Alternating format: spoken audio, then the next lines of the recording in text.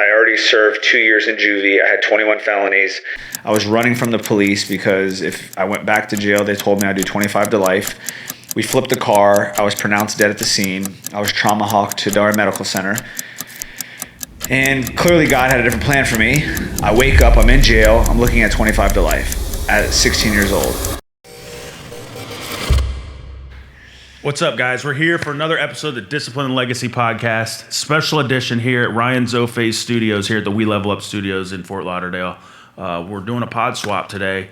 Ryan has been somebody that I've been looking up to for a while now. I've been following him and his journey and his path. Very, very similar to mine. Guy's killing it in the industry, helping people. And super glad that, I think that's how it all started, how the relationship started, was me reaching out to get you as a guest. And now we're doing it here. So Sean, get it for Sean Martin. You guys were doing a podcast. I show up to do a podcast. By the way, I was sick as a dog, bro. I was so sick, bro. I did not want to go.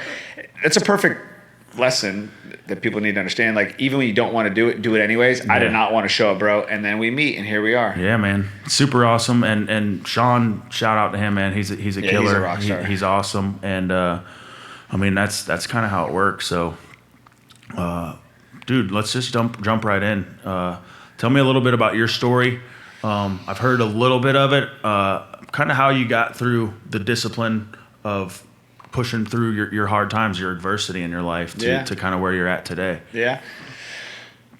When I was 5, my sister passed away. Both parents were devastated. My entire family was destroyed. Older sister? Yeah, she was older, 18 months older than me. Parents divorced. My mom, she ended up in the arms of an abuser who was a drug addict. He was an alcoholic, and he attempted to take her life. It was severe abuse. He stabbed her 13 times. It's crazy, bro. I remember going to the hospital. I was just devastated. I was just like, I was like in shock. I was like, how the hell is this happening? Like, it was just so confusing. Like, everything just happened so quick. And I'm like, what the hell is going on? And the crazy part is, bro, she gets out of the hospital and she gets back with this guy. And so the lessons that I was learning at that time was, you can accept abuse in your life, no self-worth, no real values, complete tremor and fear around like who I can trust, who I can't trust. It was crazy, bro. And to me, it just put me on the streets. I was not safe at home, wasn't safe with my dad, and so I was in and out of Juvie. What age group for you would you say was like the time you started like ripping and running the streets? So I started smoking cigarettes right around when my sister passed away. So I was like mischievous around like 6, 7, and then it really progressed 9, 10. By the time I was 13 years old, it was like full-blown addiction, running away from home, stealing cars, robbing houses. I mean, it was complete mischief at that time, at 13. Dude, my story, it's identical. Yeah. I remember taking my uncle's cigarettes, like Doral Ultralight 100s. My mom had Winston. Virginia Slims. Virginia Slims, bro. and like we would like be at the bus stop in the morning, me and my buddies, we'd be puffing on them, we wouldn't even inhale. We're like, like thinking we were just the coolest thing in town. I thought it was so cool smoking cigarettes. And man, very similar story. So you went 13 years old, you're full blown, like ripping and roaring, bro. It was complete chaos. And I was with the older kids, so it's crazy because like I didn't realize this, but looking back now and like doing all the deep work, like I got bullied, I got picked on because I was the younger guy, so I had to like prove myself. And so the way I proved myself was being the craziest. So they would always like throw me through the window, or like we'd break a car window, they'd throw me into the car, or they'd send me into the house to rob the house, or they'd send me into the liquor store to steal the liquor.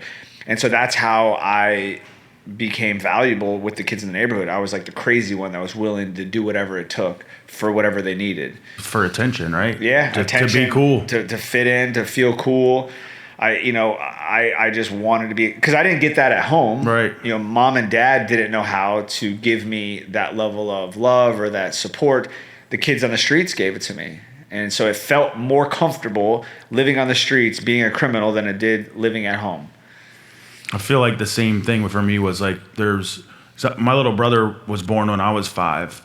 but he had Down syndrome. So like when he was born, obviously all attention went to him. So I was more like the only attention I could get was like negative attention. So I was like acting up in school, like being a class clown, you know, all those things. And you know, that was my outlet, right? Sure. It was, you know, so I could definitely ID with what you got going on for sure. Bro, and it's so interesting because people don't realize that like what you went through in those earlier years are truly your mapping, your belief system. And as humans, we all want to belong. We all want to feel safe. We all want to... It's human nature. Right. That's what we're created for. And so the lack of during those earlier years are going to determine what your drivers are as an adult today. And so once I understood that, then it was like, okay, so now I need to go back and heal those moments, heal that trauma, because this void, this lack of is what's driving me to disassociate, or what's driving me to medicate, or what's driving me to get reckless or be crazy. It was survival. Yeah. Well, talk about that too, because I think, you know, you talk about going back and doing the healing and stuff. What was it for you that kind of was your aha moment? Was it through 12-step? Was it a combination of 12-step and the healing later on in life, or? Sure. Yeah. So my mom, she pretty much was like the ringleader. You know, she was the one who taught me all of the skills I had out in the streets, how to steal, how to rob. So I was in and out of Juvie. October 8th, 2001, I was in a high-speed chase. I already served 2 years in Juvie. I had 21 felonies. I was running from the police because if I went back to jail, they told me I'd do 25 to life. We flipped the car. I was pronounced dead at the scene. I was trauma hawked to Darwin Medical Center. And clearly God had a different plan for me. I wake up, I'm in jail, I'm looking at 25 to life at 16 years old. And I was like, oh my God, like how did I get here? I didn't know what the hell was going on. I had no idea. Up until this point, I haven't seen my mom in several years. She came to the detention center and she was sober. She was introduced to 12-step recovery. She had a year of sobriety at the time. And that's my first introduction to 12-step. She gave me a big book and she said, read the first 164 pages and start praying to God that he gives you a miracle. And she fought tooth and nail to get me out of Juvie. So I didn't really have a choice, bro. I was like, I have to do something. I was willing to do whatever it took because I did not want to spend the rest of my life in jail. And they said that there's a small chance that I can get out of here. And so I just was willing to do whatever it took. Yeah. So that was obviously, for you, looking back on it now, is that an intervention from God, do you think? I do believe so, yeah, for sure. Because that was really when I developed my relationship with God. I had no other choice but to turn to him. And my mom, being in 12-step recovery, they teach you in 12-step recovery to turn your will and your life over to the care of God as you understood him. And so I understood that because that's what my mom told me. And then reading the first 164 pages of the big book, I realized that I needed to develop a conscious contact with God. And so the only thing I could do when I would go back to my cell is hit my knees at night and say, God, I don't know how I got here, but please get me out of here. I will promise you. A foxhole prayer, I was praying it. God, help me get out of here. I won't do it.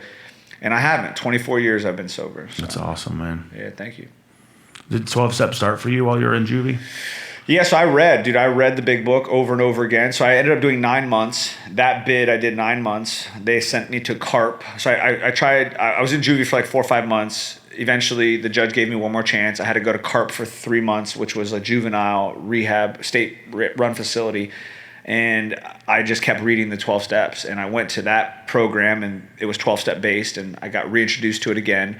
And so for 9 months, I was just like in the book, and I was practicing, I was writing, I was doing the steps, I was listening to my therapist. And then as soon as I got out, my mom and my stepdad at the time they were both in 12-step. They introduced me to a sponsor. So I just hit the ground running. So for me, it was 12-step. It was a family affair.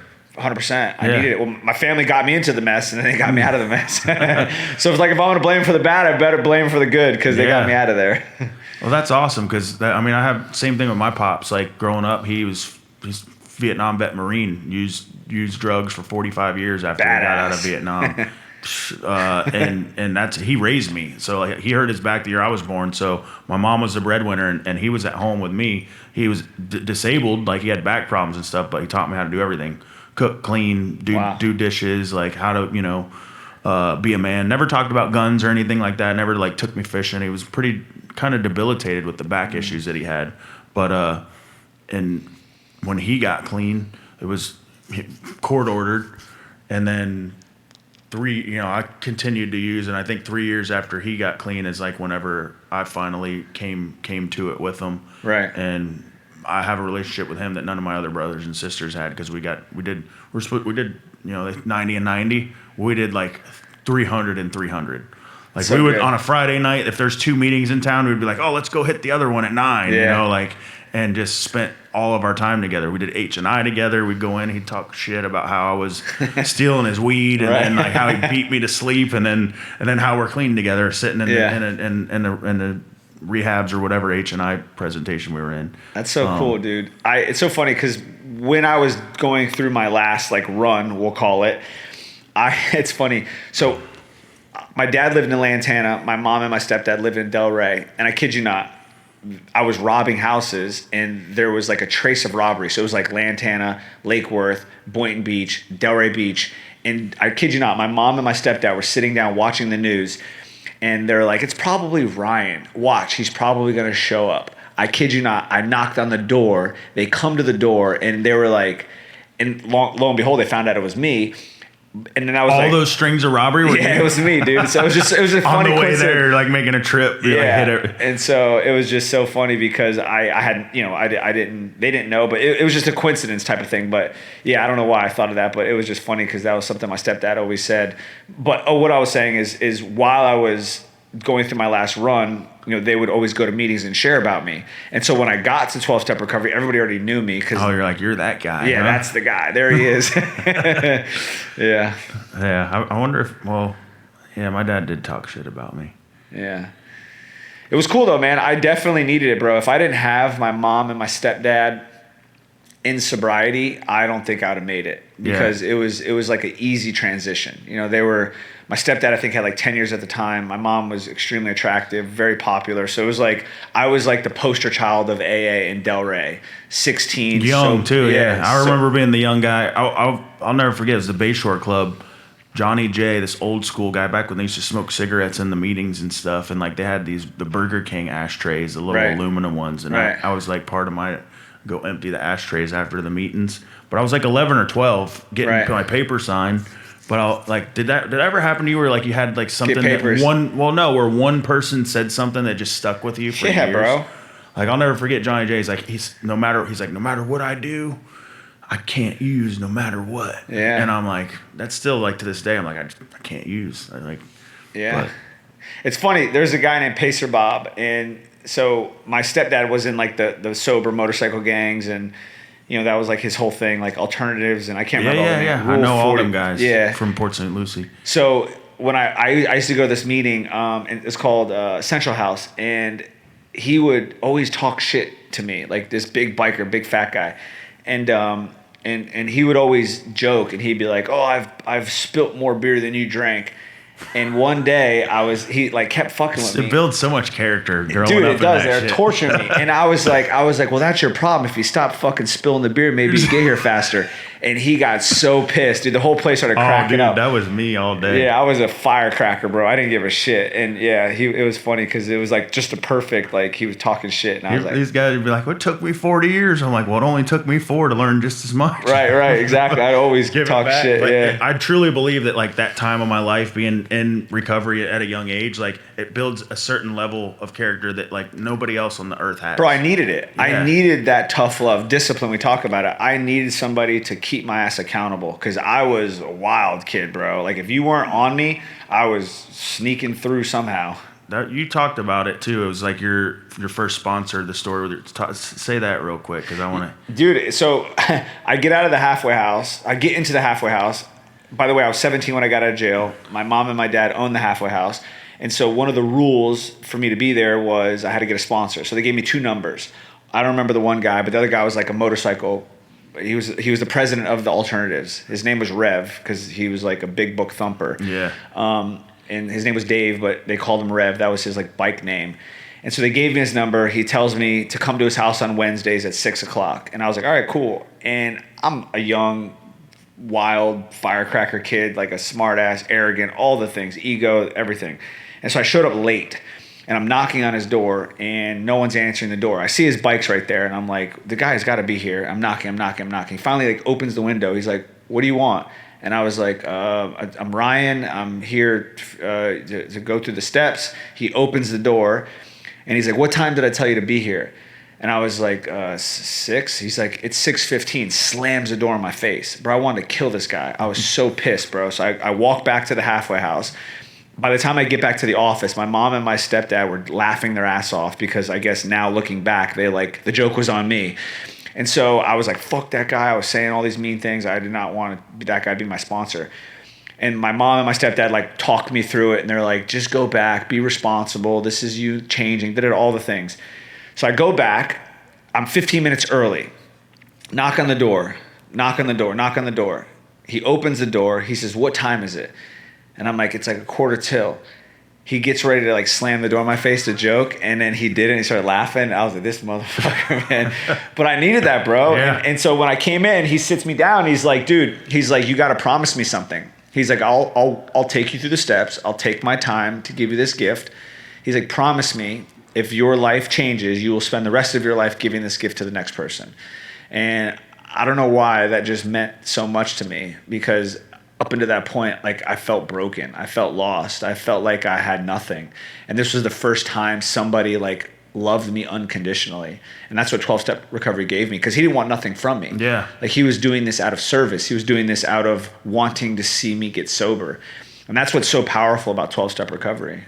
I feel like that's why it's so hard for me, or has been hard for me too, to like charge people for my time now. I'm telling because you, like dude. I've We were been literally helping talking people about for that. free for so long, and Right. it's like, you know, you get the same thing, but I obviously get to a point where you're like I wish I could give everybody my time, but I can't. Right. And so like that's why it becomes like a payment term, right? Sure. Because like my time is valuable, and I have to. The only way I can block that out is if I'm being compensated for it. So I'm gonna give credit where credit's due. This was my experience with what we're talking about. Myron Golden was the breakthrough. So I went to his event July 2023. He had a 7-figure day, and we're talking, and he finds out that I am a healthcare operator. My business is doing insane revenue at the time.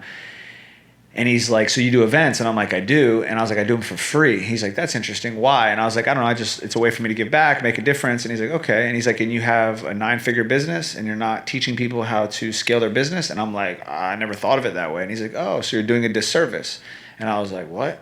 And he's like, try this. He says, go back to your event, do the free event. You want to do free? Cool, do free.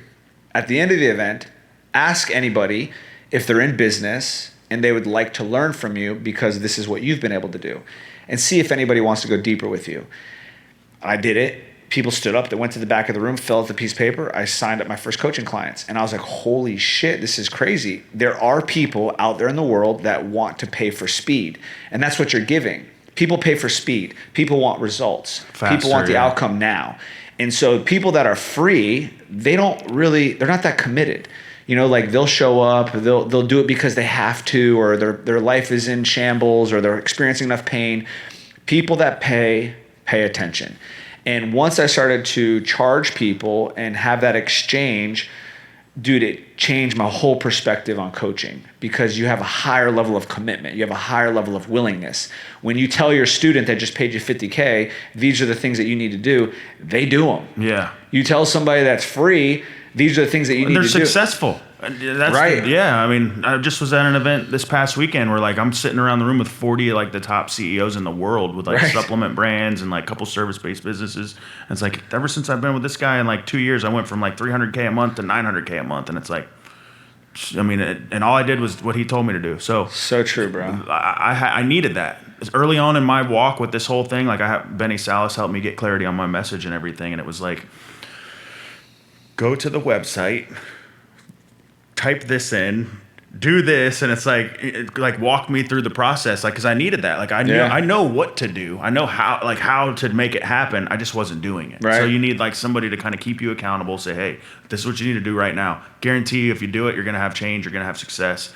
Give it a shot. So true, bro. Everybody needs a coach, and I think you said it on the last podcast. Like every coach needs a coach, and I have a coach. I have many coaches. I have a lot of people that I look up to that mentor me that give me feedback. And I think it's so important because if you have a hard time remaining teachable, it's going to be very hard for you to transfer that energy to the next person.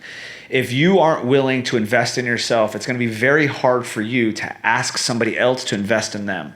And so modeling excellence, that's what it's all about. And so I pay for a coach, I pay for masterminds, I pay for proximity, and it's very easy for me to ask people to pay for my proximity. And that's the transfer of value. That's what the opportunity looks like. Well, you say it all the time too, is like you to be of value to others, you have to become valuable. So true. And it's like, like once I became intentional of like, how do I create value in myself? How do I become a valuable person? Like, dude, all of a sudden now people are like asking me to like partner with them on businesses, like stuff I never would have thought of. That like, if you knew me 6 years ago, you sure wouldn't want to be in business with me. That's so like, true, you bro. gave me the key to your Ferrari. Like this guy only knew. Right, bro. It's so funny you said that. So, bro, I'll tell you a crazy story. So when I was out there using, I robbed my best friend's house.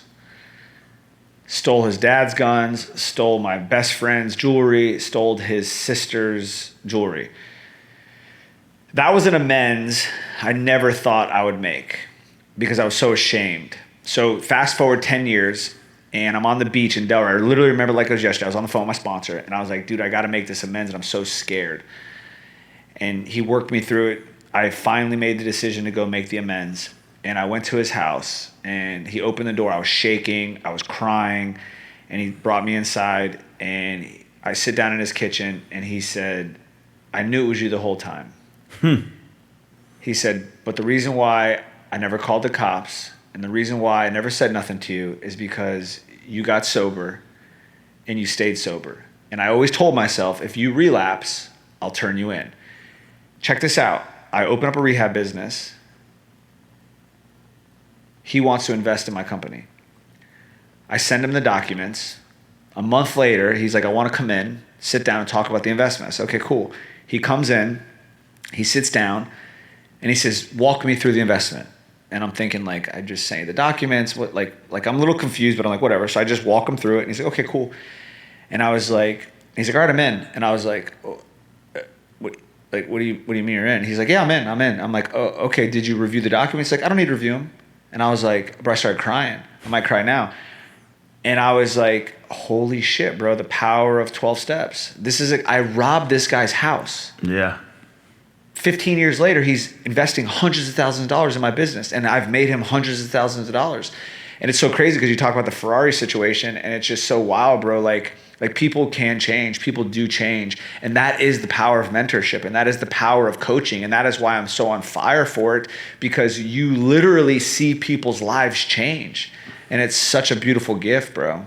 It brings you to a level that you never thought you'd be at. So you true, know, as dude. a person, and that's I just, you know, I think you said it too. Like, I'm 7 years? It will be 7 years this year. I'm like, if I did this much in 7 years, imagine like the next 7. Dude, Tony always says something, and I always fumble this, but he said people overestimate what they do in a year and underestimate what they can do in 10 years. And what I've done over the last 8 years is probably like 40 years worth of work. It's crazy, bro. Like what I've been able to do with coaching and mentoring and events and speaking and becoming a servant leader. Dude, like I feel like it's like you collapse so much time when you truly build your life around serving others. And it's like humbling too. Or I always try to be humble. Like always, like people would tell me, they're like, Jonnie, look what you did. I'm like, I guess I was just trying to be humble and not look at it in that way. Like, look at me. You know, I've never really been like super cocky. It was more like a confidence kind of thing, especially in like sports and stuff. But it's you don't realize what you've done until you like take a step back and you're like, holy crap. Well, dude, that's the power of 12 steps. Dude, that was like the foundation that I was built on, right? Yeah, humility. Because 12 steps is all about, you know, having had a spiritual awakening as a result of these steps, you take it to the next person. And so when you think about that, like all glory to God. Like, bro, I don't deserve to be here. Like if I got caught for half the shit I did, I'd be in prison for the rest of my life. And so why me? Why me is because of what I'm doing today. Yeah. Giving back.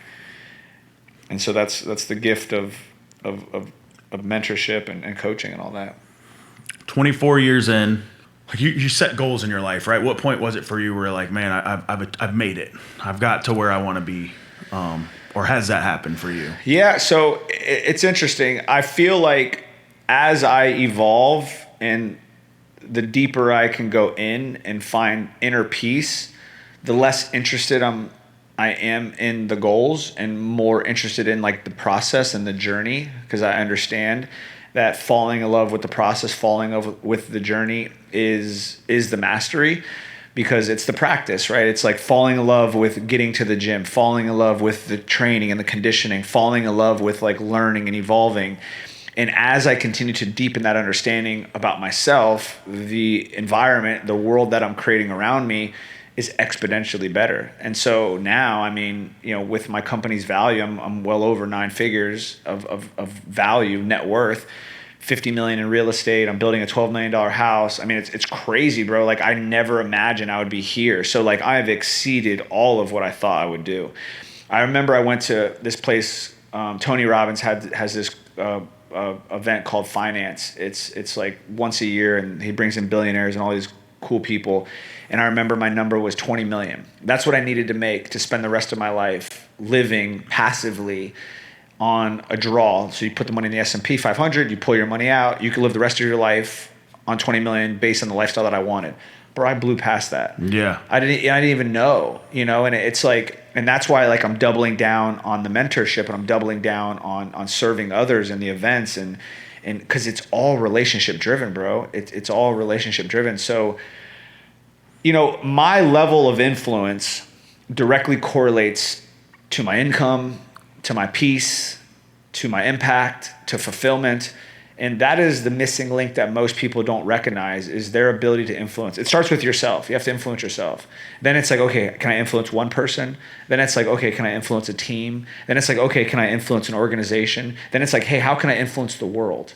And that's the mission that I'm on. And so I don't know where that brings me. I don't know how much money I'm going to make. I know that I really want to leave a legacy behind. I want people to remember Ryan Zofay as a guy that went all in for humanity, went all in to help human suffering, to help people heal. And that's what I want to be remembered by. Legacy. Yeah, man. We both have the name legacy in our thing. Yeah. So if it's not goals, Well, there is a goal. The goal is to stay in the pocket. The goal is to stay in the game. Is to continue. So like if you were to ask me like what would be a goal, is I don't ever want to stop doing events. I don't ever want to stop serving people. I don't ever want to stop developing. I feel like the events are goals. Sure. Well, that's what I'm saying. Yeah. So it's just compounding. So that's what I was gonna say is like if it's not like an actual like, oh, I want to be at this. It's I want to continue compounding this, and wherever it goes, it goes. Well, the reason why I say this is I want to tell you why. If I would have got what I thought I wanted multiple times, sold yourself short 1,000 times over. Yeah. And so I recognize that a number that you're pointing to is just the number you're pointing to. It doesn't really mean shit. Mm-hmm. What means something is like, what are you doing every single day to improve yourself? What are you doing every single day to impact and make a difference in other people's lives? The money will come. The success will come. When you develop a relationship with God on a regular basis, and you develop that conscious contact, and you seek Him on a regular basis, dude, His plans are 100 times better than my plans.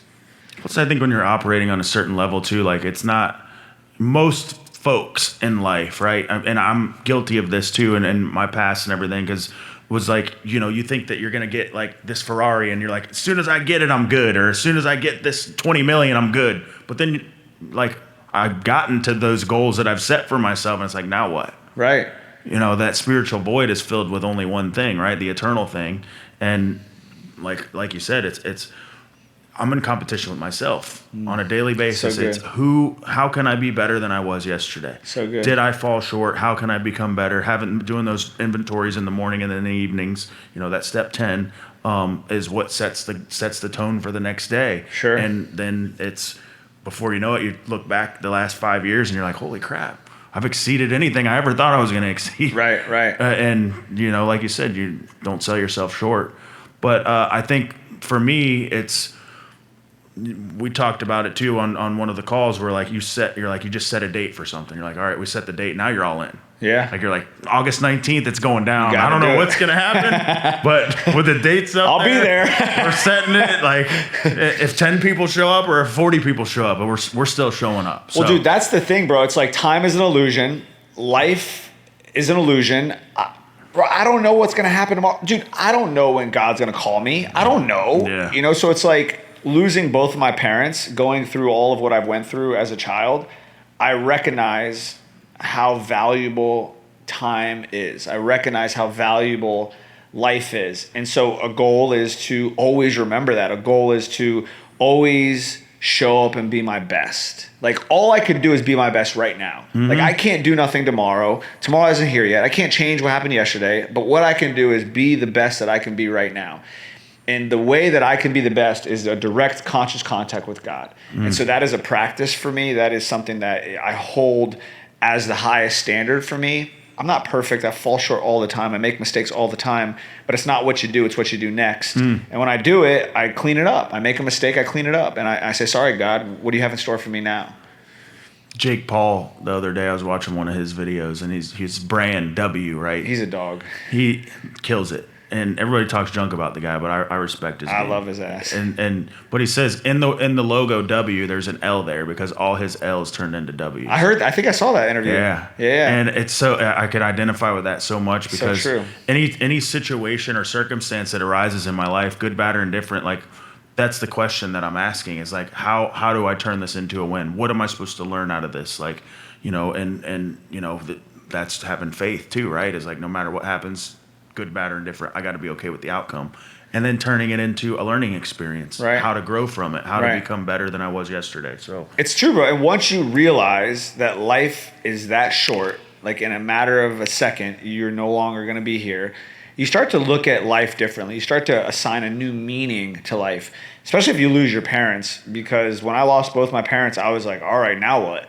You know, like I can't change what I've done. I didn't enjoy how I showed up in those relationships. I wish I could have had that last breakfast with my dad. I didn't do that. I chose a different path. And that pain of losing them, I believe, was necessary for me to truly step into the man that I am today. And I believe God removed them from earth in the physical realm to give me the power, the leverage that I needed to be the guy that I am today, to impact the people's lives that I'm impacting today.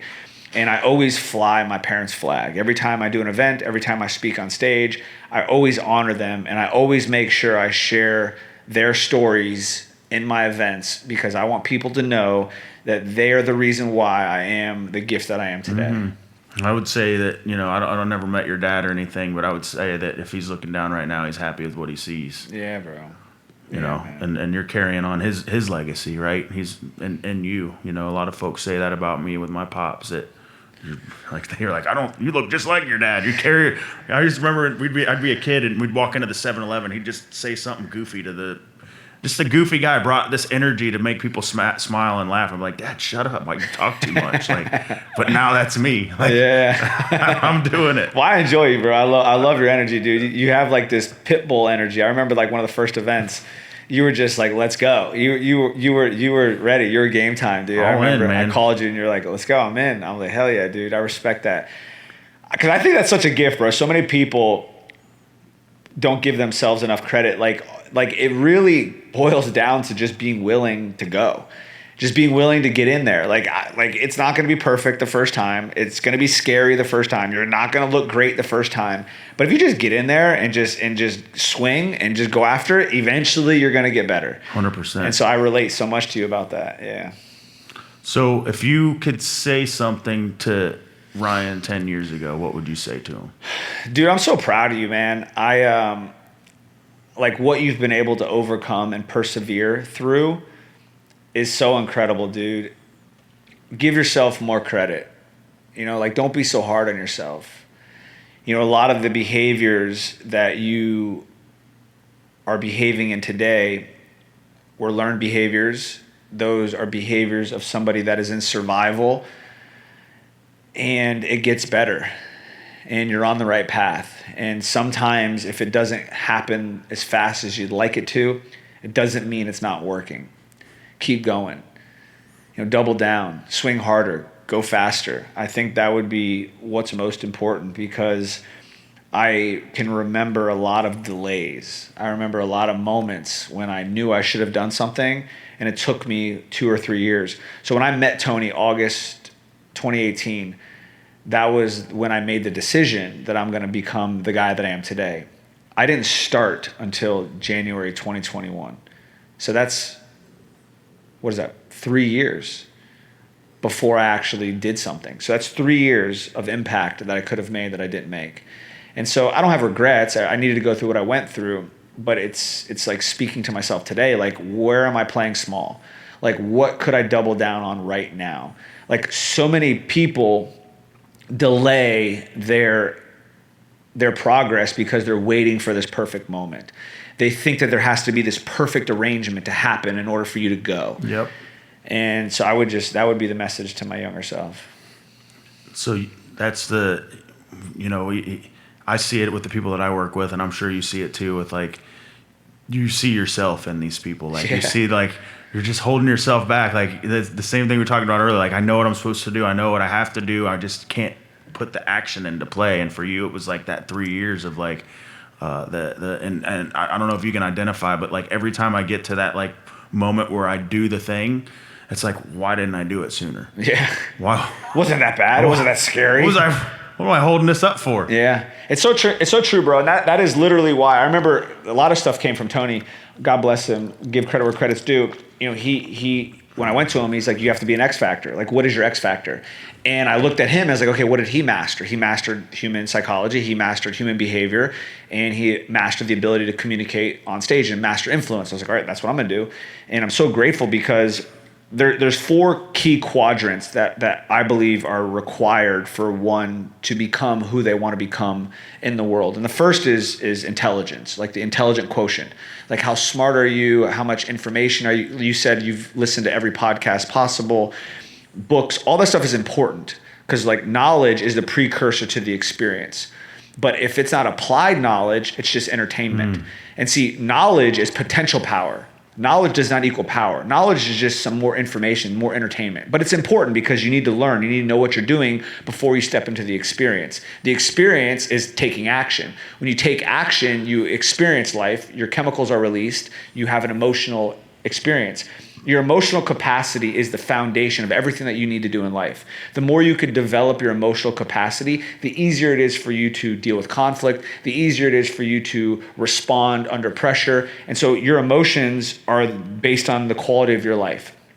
Then the next quadrant is your ability to socialize. Like, how are you showing up in the world? How are you interacting with people in a room? Are you leading the room, or are you hiding in the room? Are you bringing people value in the room, or are you disassociating in the room? And so the social quadrant is so important because that's directly going to interface with your ability to make money, your ability to add value in the world. And the last is adversity quotient. Like, how are you able to handle pressure? How are you able to handle failure? Because failure is a part of the journey. But if you get rocked and you're not willing to get back up, then you haven't been able to deal with adversity. And so looking back at all of the pain, all of the abuse, I was being conditioned to have the ability to develop adversity. Because when I get knocked down now, I'm joking. It's a joke. I'm like, this is a joke. Like, come on, dude. I hear some people say, like, they bring it, like, want adversity to come onto their life. I'm like, I don't know about all that, but it's not fun.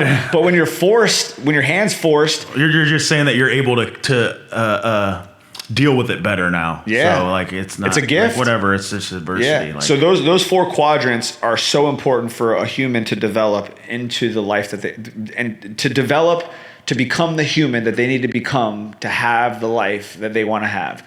And once I started to understand that everything is within me, dude, I just went all in on that. That's basically you said, like, after you do the more times you show up, the more times you do the thing, then you're able to say like, I can. Well, do those it. three, the information is just what your knowledge is before you get into the action, but you're building your emotional capacity, you're developing your social capacity, you're developing your adversity capacity by taking action. That's the only way that happens. Right.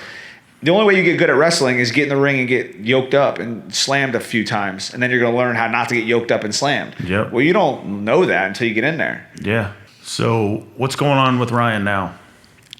So we are stabilizing the rehab business. I've been in the business for 13 years. We're in our 14th year now. Super grateful. We're impacting 10,000 lives a year. I'm really excited about the aftercare portion of it. I started to interface myself with, we do an event a month for all the alumni in the family, and I get an opportunity to hear their stories. I get an opportunity to share my story with them and really connect. And so it's such a fulfilling and rewarding opportunity. We're really developing the family program right now. Addiction is a family disease, so we're spending a lot of time developing the families, which is really cool for me. I just finished another book, the Zofay Method. It's essentially the 7 steps that I've taken to heal my trauma, overcome all the challenges I've overcome, and a simplified, easy step process that can be applied in anybody's life to help them solve their problems. The events business, the coaching business, I'm really doubling down on that. I love it. It's so it's so fulfilling. It's so rewarding to be able to step on stage and share a story and see somebody develop belief in themselves and go out there in the world and make a difference. And so that's what I'm really excited about. And I think the coolest thing that is happening for me now is the opportunity to be a father for a kid that doesn't have one. And I used to judge my mom for dating multiple men. I had multiple stepdads along the way. And when it came down to make a decision to be this kid's father, I was like, they did it for me. Yeah. Like they were there for me. They helped raise me. I needed a village to raise me. I needed multiple dads to raise me. And so I'm really honored that I get to be this kid's father. And we're starting to fall in love with each other. I'm helping him. I'm seeing him develop. It's really cool, man. And so that's the next season for me is going to start to have a family. I know you have kids. I'm really looking forward to that. I have a kid now, but I'm going to have my own biological son or daughter here soon. Yeah, bro. So just on fire for life, dude. On fire to serve and impact and create and grow and all the cool things. If you could say that there would be one thing that you're remembered by when you're no longer on this earth, what would you say that would be? A guy that was willing to admit when he made mistakes. He was humbled by the opportunity to help guide people to their own healing, and a guy that had an unshakable belief in God. That is something that I want to be remembered by. I remember the last time I did an event with Tony. Well, this was the last time. It was the last time at that point. And I had an opportunity to share in front of 10,000 people, and I pretty much gave him like a jackpot or a testimonial or whatever. I got an opportunity to tell him how grateful I was for him.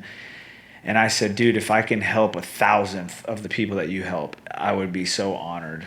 And it was just really cool because that was like him and Sage were like dad and mom, like sending me off to like Earth School. They're like, all right, son, you got what you need. Now go out there, go serve. There you go. Yeah. And so that was December 2022. And yeah, bro, I've gone all in on that, man. Yeah. Would you say you're where you need to be or where you're supposed to be in life? Yeah, bro. What I wanted was 1,000 times different. Like the quality of the life that I have today, bro, the friendships, the relationships, the partnerships, it's so incredible, bro. My brother's my best friend. I'm partnering with people. There's so many cool things that are going on. I have challenges, bro. Like I have painful moments. I get insecure at times. I get triggered at times. I get overwhelmed at times. I get angry at times. I do dumb shit at times. But dude, I'm right where I'm supposed to be, man. God has me positioned. And that is why I believe it's so important to build a conscious contact with God. And community too. Oh, 100%. Well, yeah, God speaks through people, and Yep. so you can't really communicate God's message without community. It's part of the root word there. Yeah. Community communication. So Amen, bro. Amen. But yeah, that's you know, that's one of the things I noticed for sure is that the community aspect of, you know, my life and everywhere that I'm at, because I pinch myself on a daily basis too. I don't So think I true, should bro. be where I'm at, but it's one of my pitfalls or downfalls in the past when I relapsed was that I thought I was like, I got this, I did this. You know, I'm a firefighter. I did all these things, and then it kind of slowly just pushed me out the door to where I So wasn't good. connected anymore. And that's where the enemy wants us, is to be isolated, telling yourself you're not good enough, telling yourself that you can't do certain things. And one of the things that I've been able to differentiate from that Jonnie to Jonnie now is that there's a difference between solitude and isolation. Amen. So being alone and like enjoying like the sunrise and you know is different than being alone and being isolated. So I learned that in my path and my journey, and you know, that's, I think, been a big portion of why I'm able to help others, because the work we do on ourselves, right? So super awesome conversation, man. Yeah, thank you, buddy. Appreciate the opportunity once again. Of course. Wasn't how we expected it to be. Obviously, I would have loved to have you in the studio there. Maybe we'll have to do a part 2 or something next 100%, year. bro. For But sure. thankful for the hospitality of your studio and being able to be a part of this with you. And anything else you want to say to the folks at home? Yeah, Ryan.Zofay, Zofay is where you can find me. We have all of our events in my link in my bio. I'm honored that I get to serve alongside of you. It's pretty cool, man. When you allow God to work in your life, he positions the people, the right people. And I'm excited for our next seasons, dude, because we're going to make a big difference. And I'm really excited that you are locking in with Noel and the Police Athletic League up there. And Yeah, man. I told him, dude, I was like, you want to meet Jonnie? He's a rock star. I just saw him Sunday. We went to the car event too. Yeah, he's a rock star, bro. Solid dude, man. His wife's a killer too. Wild, bro. Yeah. She's wild, dude. She's so badass. She's a dope coach. Dude, that's the thing, bro. It's like God just keeps positioning me and putting these dope people in my life, bro. And he's a cool friend, and I'm just really grateful for that. That was the biggest thing that I said too. Is that like, just why wouldn't you want to surround yourself with people like that? Like the amount of cool people that I've gotten to interact with and meet, like even through the podcast, is like I have this Rolodex of people now that I could just text Sean or text you or text these people, be like, hey, what do you think about this? And it's like, you just build this. Why wouldn't I want to do life with people like that? Right. From the people that I used to hang out with Right. that were only after me for what I had, or you know, it was like, so it's a blessing, man. Blessing to wake up on a daily basis. Likewise, brother. Thanks again, guys. Thank you for tuning in for another episode of the Discipline and Legacy Podcast. You already know the drill. Like, comment, subscribe.